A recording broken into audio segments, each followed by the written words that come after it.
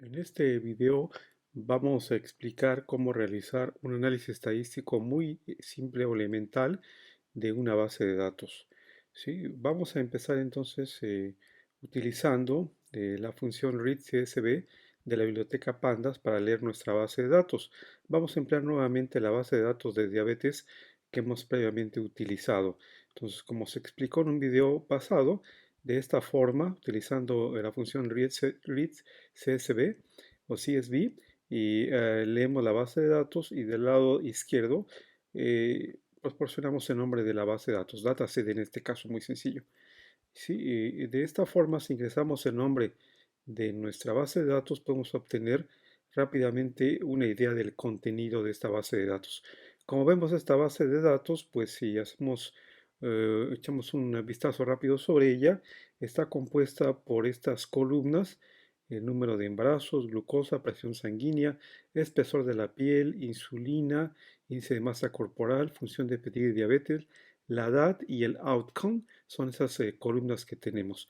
Las primeras 8 columnas, desde el número de embarazos hasta la edad, son datos de entrada, o sea, son mediciones, y la última columna contiene valores de 1 o 0, indicando en el caso de que sea 1, que la persona que tiene, por ejemplo, estos resultados de análisis se le encontró con diabetes y, por ejemplo, en este caso, en la segunda fila, la persona que tuvo estos indicadores pues no tiene diabetes y la registramos con un número 0.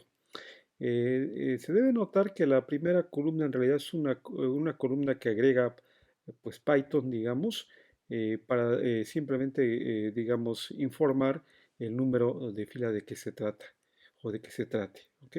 Bueno, al final tenemos este reporte del número de filas y número de columnas. Y como dijimos, los datos están formados por 8 columnas, que son datos de entrada, y una columna más que constituye nuestro dato de salida. ¿Ok? Son las mediciones y el resultado de salida es la persona tiene o no tiene diabetes. Si tiene diabetes lo denotamos con número 1, si no tiene pues con número 0. ¿Ok? Bueno, posteriormente, sí, podemos pedirle a Python que únicamente nos dé, por ejemplo, las 10 primeros datos de los 10 primeros pacientes. Esto lo hacemos con la función heads, entre paréntesis el número de pacientes, aplicada sobre el nombre de la base de datos. Como se dan cuenta, aquí tenemos los resultados correspondientes. Deben notar que Python empieza, porque así está diseñado, siempre con el número 0 y después progresa hasta darnos los 10 datos que especificamos en este caso. Siempre va a empezar con 0 y en este caso termina con 9. Y si queremos tener una idea de las dimensiones de la base de datos, también podemos hacerlo con la función shape aplicada sobre el dataset. Y lo que obtenemos son el número de filas, 768, y el número de columnas, 9.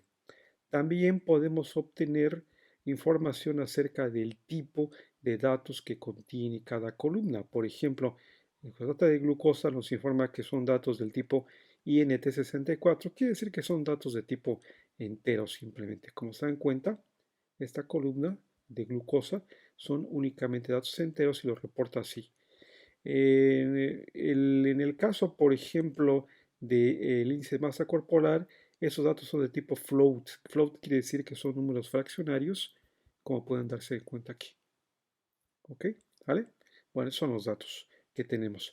También en la biblioteca Pandas y junto con Python nos puede dar un análisis estadístico muy sencillo, muy elemental de nuestra base de datos.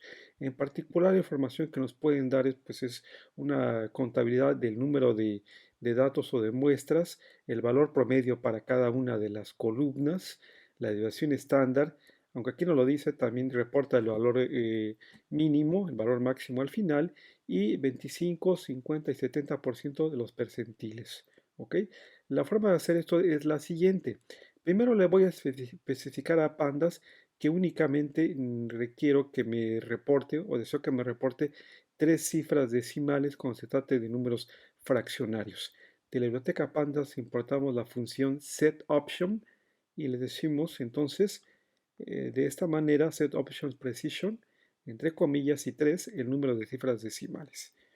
Entonces después le decimos o utilizamos la función describe sobre el nombre de la base de datos y con esto conseguimos que nos reporte el análisis estadístico elemental que les comenté anteriormente. Para cada columna reporta el número de datos, el valor promedio, la desviación estándar, el valor mínimo, el valor máximo y los percentiles que ya mencionamos, 25, 50 y 75%. También nos puede decir, por ejemplo, dado que la última columna está formada por solamente información que es de números enteros que son 0 o que es 1, cuántos esos números son ceros, es decir, cuántos pacientes tenemos sanos, 500 en esta base de datos, y cuántos tienen diabetes. En este caso tenemos 268 pacientes con el indicador 1 que significa que tienen diabetes. ¿Okay? Esto es un análisis muy rápido. También finalmente podemos obtener una idea bastante precisa de qué tan, del grado de correlación que existe entre los datos de nuestra base de datos. Esto vamos a hacerlo con los coeficientes de correlación de Pearson, ¿okay? Que realmente son solamente estrictamente válidos para el caso de distribuciones normales. Estos coeficientes significa que si el valor del coeficiente es más 1 entre dos datos, por ejemplo, significa que tienen una correlación completamente positiva. Y si es menos 1, que están completamente correlacionados de manera negativa. Si uno aumenta, el otro disminuye, por ejemplo. ¿Ok? Y un valor de 0 del coeficiente de correlación significa que esos datos de los que se trata, pues o trate, no tienen ningún tipo de correlación entre ellos. La manera de obtener la base, los coeficientes, perdón, de correlación de Pearson es aplicando la función core sobre el nombre de la base de datos dataset y especificando Pearson en el método. Y lo que obtenemos es una tabla, una matriz como esta, por ejemplo. Vamos a tomar algunos de estos números. Esta matriz, por supuesto, es simétrica, como se dan cuenta. La diagonal principal solamente existe uno o existen unos. Por ejemplo, la glucosa está relacionada de manera positiva con el espesor de la piel, por ejemplo. Es un número no muy grande, pero tiene una cierta correlación. Hay una relación más grande con el dato de salida, por supuesto, sí. La presión sanguínea también tiene una relación, por ejemplo, con el índice de masa corporal, etcétera. Y así se pueden dar cuenta, por ejemplo, que en el caso de, em, por ejemplo, la edad tiene una correlación negativa con el nivel de insulina. ¿Ok? Para nuestros datos significaría que si a medida que la edad aumenta, el nivel de insulina pues baja un poco, no demasiado, la correlación no es realmente tan grande. ¿Ok? Bueno, esto es lo que podemos utilizar o la herramienta que podemos utilizar para saber qué tan correlacionados o relacionados está nuestra información, la información que contiene nuestra base de datos. Finalmente, podemos utilizar la función skew aplicada sobre el nombre de la base de datos, ¿sí? Para tener una idea si cada una de las columnas de las que tenemos en nuestra base de datos tiene una distribución que parece ser normal o no. ¿Ok?